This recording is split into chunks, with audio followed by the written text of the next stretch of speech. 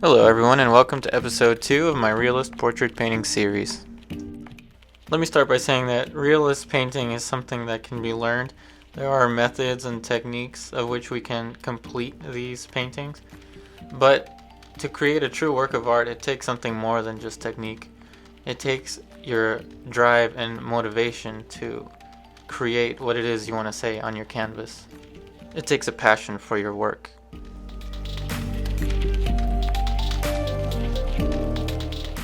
The values across your form will change with respect to the angle at which they make to the light source. But what does that mean?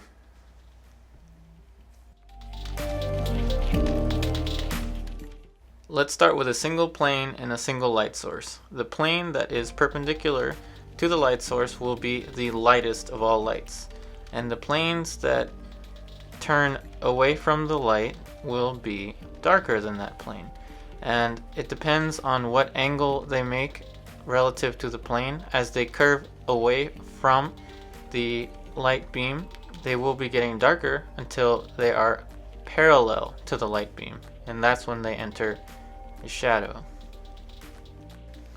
Let's do a little experiment in oil paint. So above I rendered out a kind of earring looking shape that's a curve with the light source directly above, and now I'm starting to render out a different source, a different form that has 3 planes perpendicular to the light, and then the other planes are not perpendicular to the light. They're curving away from the light, but they're curving away at different rates, so each plane that is away from the light will be a certain angle away from the light and therefore a certain value. This is how we render form on a simple surface.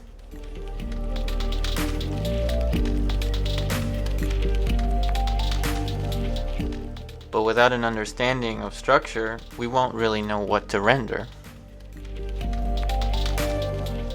So I've attached a sheet of tracing paper on top of my dry painting from last week, and if you haven't seen last week's demonstration, I'll leave a link in the description below so you can see where we're starting from.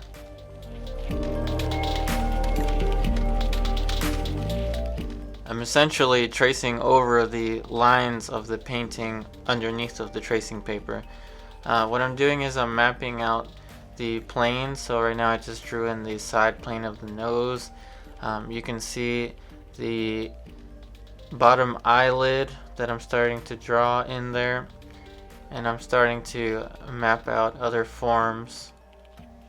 I'm using a soft vine charcoal, by the way, so I'm not really pressing down too hard on the tracing paper. So now we have the side plane of the face following the zygomatic arch as I just drew in right there.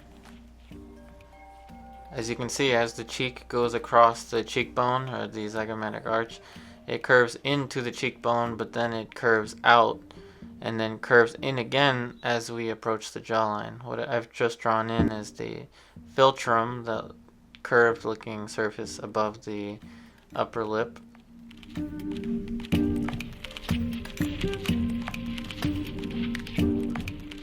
And there we have the orbicularis oris, the W looking plane underneath of the bottom lip as it curves into the chin.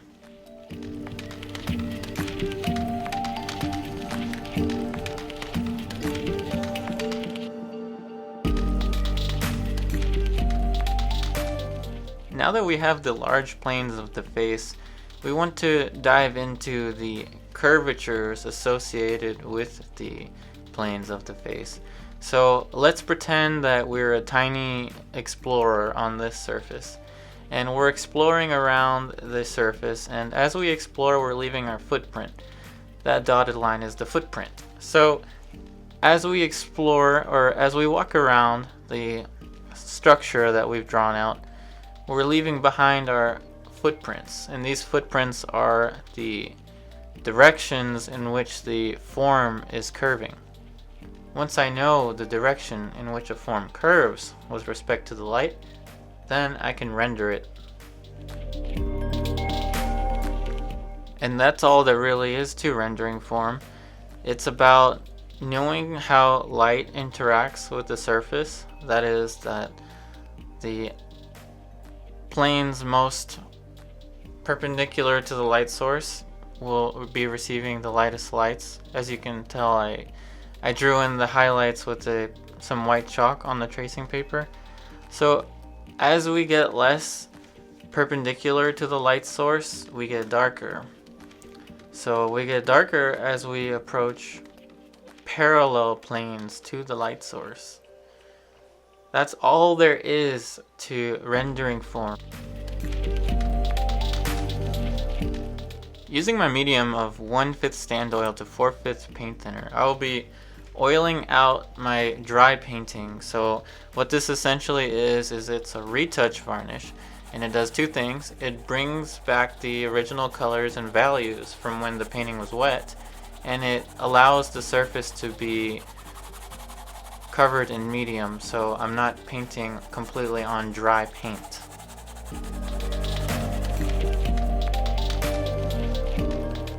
As I mentioned before, the key to any successful realist painting is drawing and value. So we have the drawing worked out and we have the values indicated, but now we need to gather our information and finish where we left off. So I'm mixing up a general value scale on my palette so I can have a reference of what my values are going to be.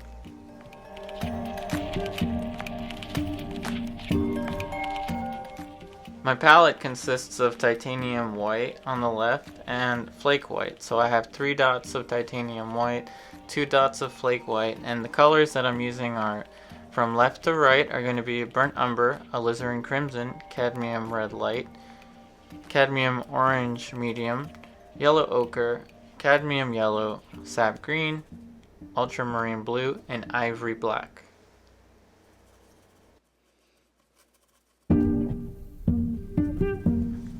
I try not to be so formulaic when I paint, but if you're going to ask me what colors I use for the flesh, it's typically a combination of cadmium orange deep, alizarin crimson, yellow ochre, cooled down with a little bit of burnt umber, and that's a combination that I typically use a lot.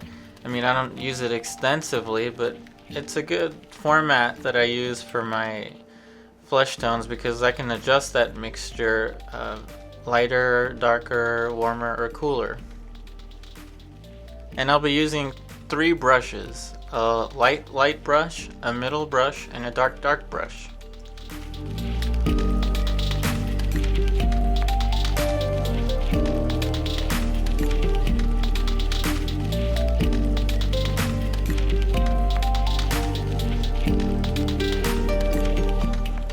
I'll be starting off with the right eye, so I've gone in and indicated the lightest plane, so this is the plane most perpendicular to the light source. Remember the map that I drew out earlier for the structure of the face? I'll be keeping that information in the back of my mind as I render across the forms.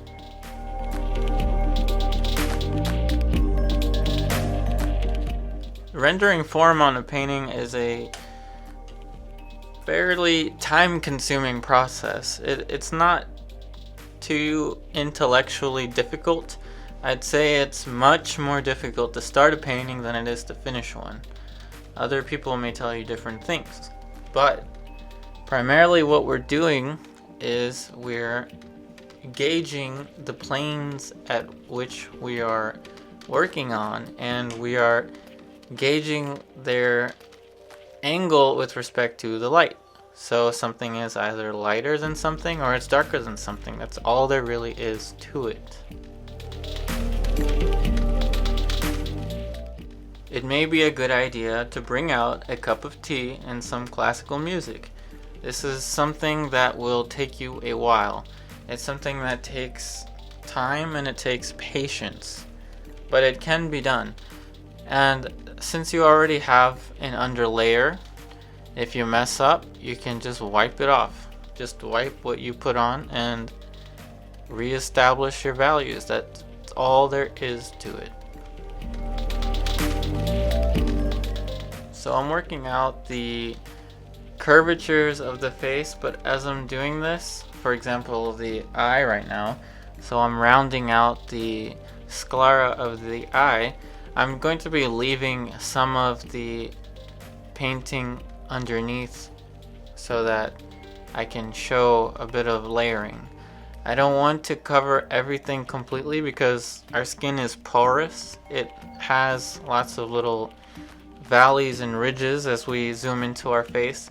So we don't want to completely polish the face. We want to render it just enough so that we leave some scumbling to indicate the surfaces of the form. That's why I like to use canvas a lot, because canvas is rugged and it shows a type of porous-like surface.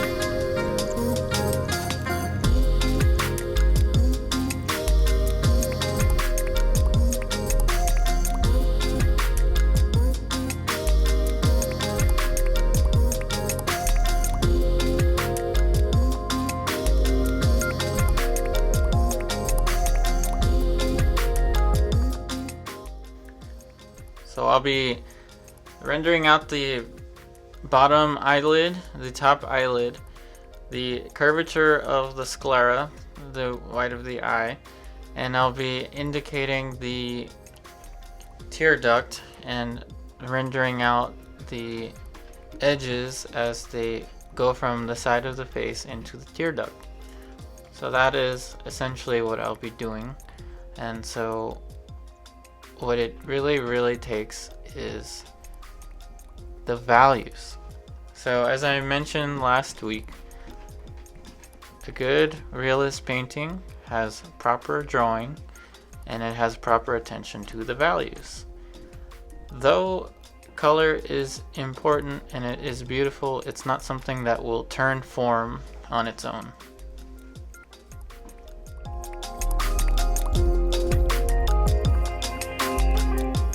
And that should not be so surprising. As I described to you earlier, the way that light behaves across a form is such that you're either lighter or you're darker given your angle with respect to the light. What happens if the value doesn't change? If the value doesn't change, you remain on the same plane. Though you may have a nice variety of colors, if you don't change value, you will remain on the same plane. Thus, your painting will remain flat.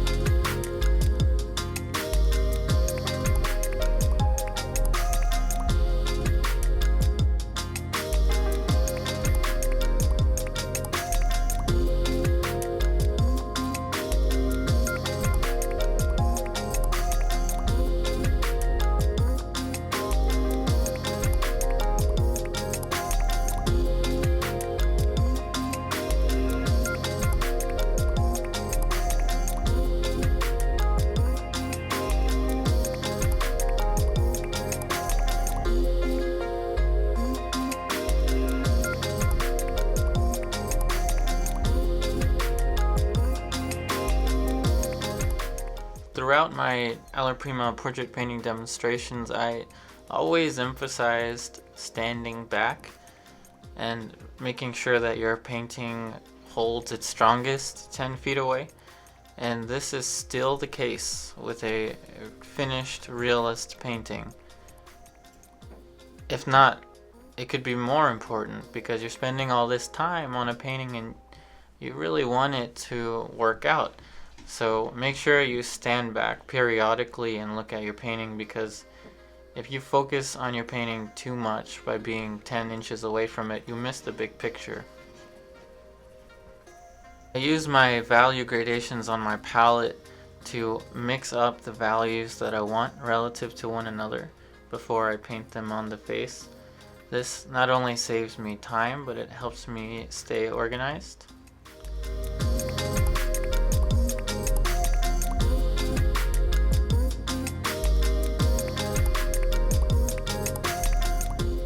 Now I'm using my second to lightest mixture of value to paint the lighter planes on the surface of the cheek. And on my palette, it's extremely useful to have that value mixture because I know that I'm not going too light and I know that I'm not going too dark. I usually hold back from using straight white on the surface of any painting really until the later stages.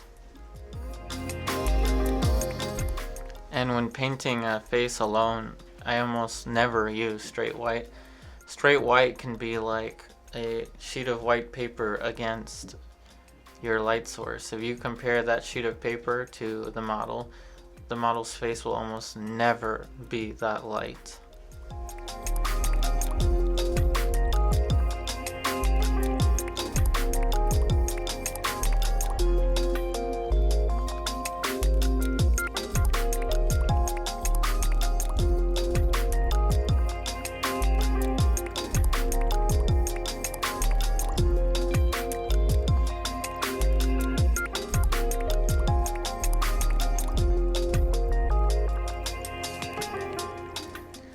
I like to work from one form and see it's a continuation across the face. So I'm working the path across the cheek into the nose.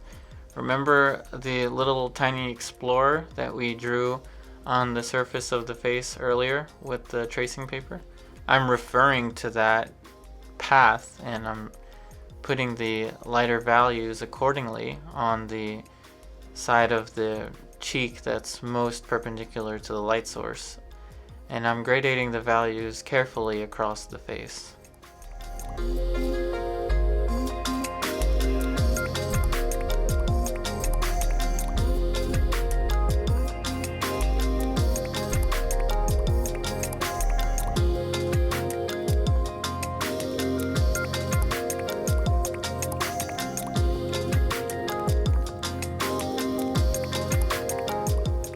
So I'm creating the path across the side of the face, moving down from the eyes across the nose and studying the forms that are going around the face.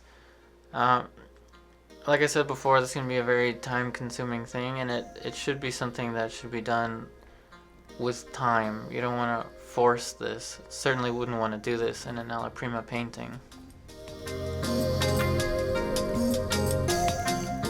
So oftentimes when you're working on top of a dry painting and modeling out forms, you can push a form a little bit more extreme than you want it to go and use that exaggeration to get the true value. So I'm pushing the dark on the side of the cheekbone and I'm pushing the color. I'm pushing it a little more extreme because I'll be able to get a dry sable brush and push these planes together. I wouldn't call it blending, but you can think of it like blending. So what I'm doing is I'm chiseling out the little tiny planes on the side of the cheekbone, and then I'm going to soften those edges with a dry brush.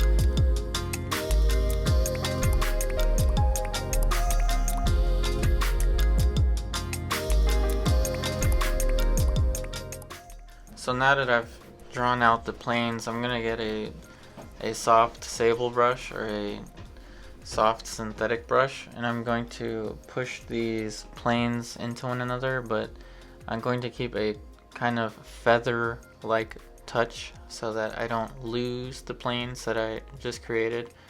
I just want to soften the edges in between them a little bit.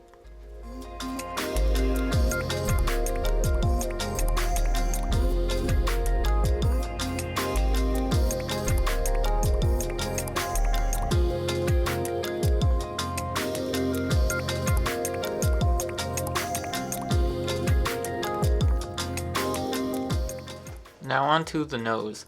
So I'm painting the connection or the pathway between the cheek into the nasal cavity or into the wing of the nostril. It's a little pathway of skin directly below the cartilage. If you don't know where the cartilage of the nose is, if you think about a skeleton, it's the protruding area that exists in the front of the hole where the nose goes. Or you can just press down on your nose and you can feel where the bone ends and turns into cartilage.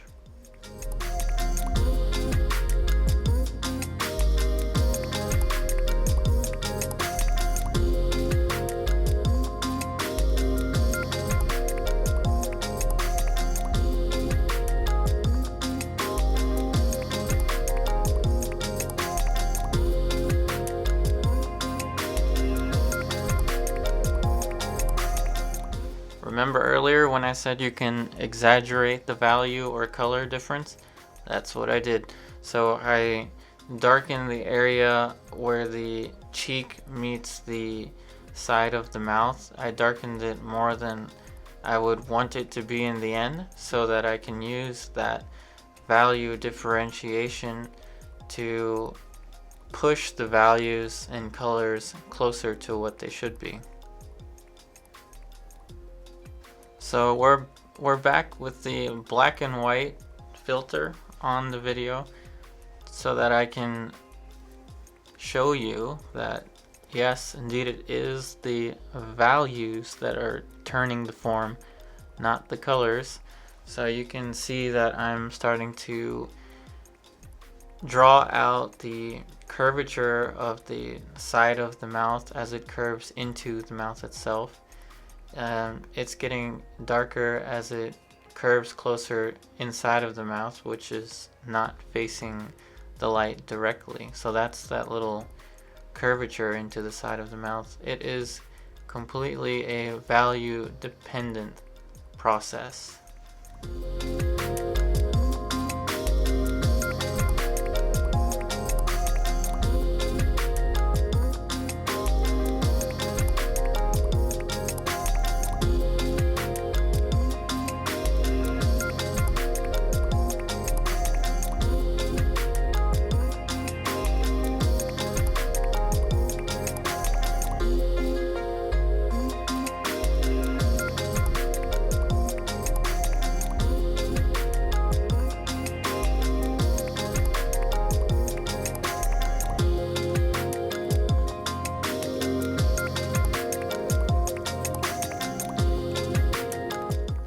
mixing up the value for the gradation across the side of the face directly beneath the cheekbone.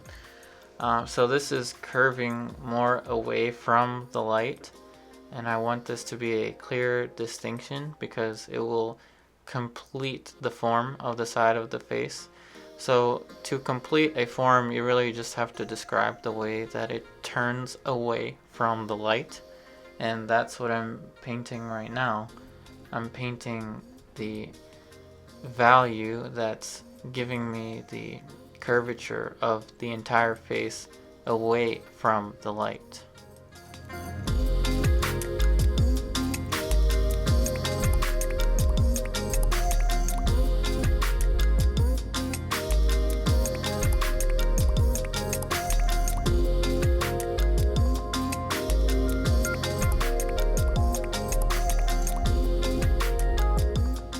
So I'm going back to the soft brush.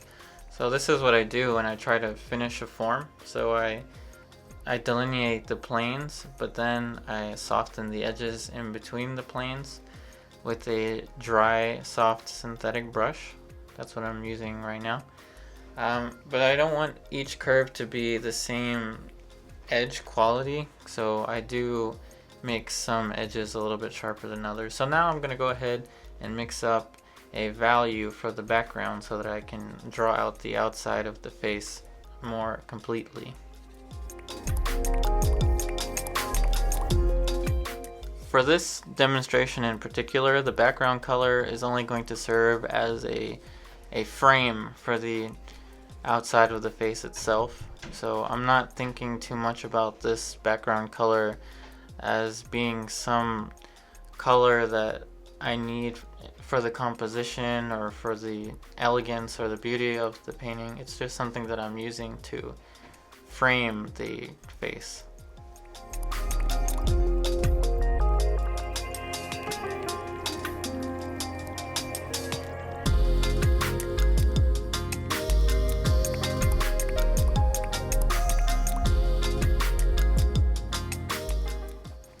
So just as a recap, in rendering form, we first needed to understand how light behaves across a surface, and then we needed to understand what surface we're working on. So we did that. We found the proportions of the face, we described the structures, and then we applied the values and the colors relative to that. And that was it. And that concludes this demonstration. Stay tuned for next week's addition to my Realist Portrait Painting Series.